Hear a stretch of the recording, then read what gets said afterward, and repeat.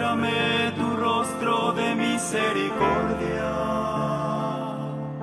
Deseo descansar en tus brazos.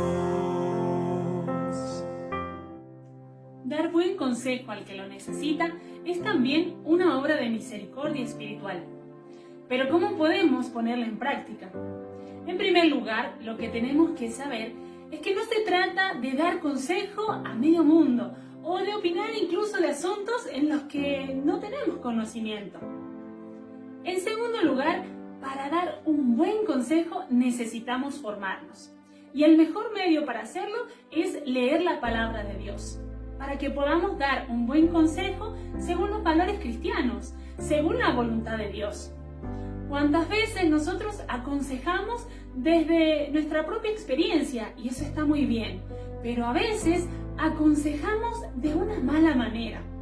Podemos ver esto reflejado también en la palabra de Dios, en el texto donde Herodías le aconseja a su hija que después de haber bailado y haber contentado al rey, el rey le dice: te daré lo que sea, aunque sea la mitad de mi reino.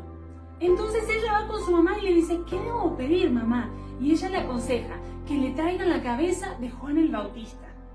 Ese consejo no fue según la voluntad de Dios. Ese consejo es un ejemplo de un mal consejo. Y en la vida diaria a nosotros también nos puede pasar. ¿Cuántas veces los papás o las mamás en casa, cuando el hijo llega del jardín, de la escuela, o cuando nos dice que algún compañerito le pegó, uno qué hace? Cuando te pegan, vos pegale. Y ahí no estamos dando un buen consejo. Por eso formémonos, por eso leamos la palabra de Dios, para que también cuando vayamos a dar un buen consejo o cuando tengamos una situación en la que no sepamos cómo aconsejar, sea la palabra de Dios la que brote en nuestra mente y en nuestro corazón para dar ese buen consejo. En tercer lugar, tenemos que orar. Orar pidiendo al Espíritu Santo para que Él también nos dé el don del consejo. Y que nuestros consejos realmente entonces puedan dar fruto.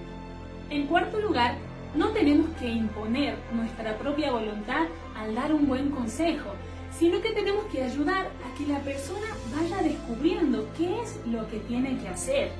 No solamente decirle: haz esto, haz lo otro, no hagas, sino realmente: mira, fíjate, tenés esto, y que la persona puede ir descubriendo.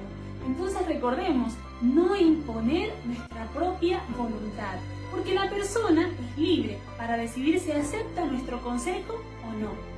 Y en este no imponer, tenemos que saber que si la persona no acepta nuestro consejo y se equivoca y luego vuelve hacia nosotros, tenemos que recibirla con misericordia, no condenarlo, no decirle: yo te dije que no hagas eso.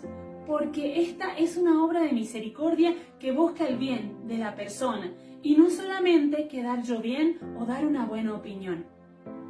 Recordemos entonces en este tiempo que nos queda de Cuaresma y para toda nuestra vida, pedir a la Virgen María, ella que también es la madre del buen consejo, que nos auxilie, que nos acompañe y nos ayude a dar un buen consejo al que lo necesita.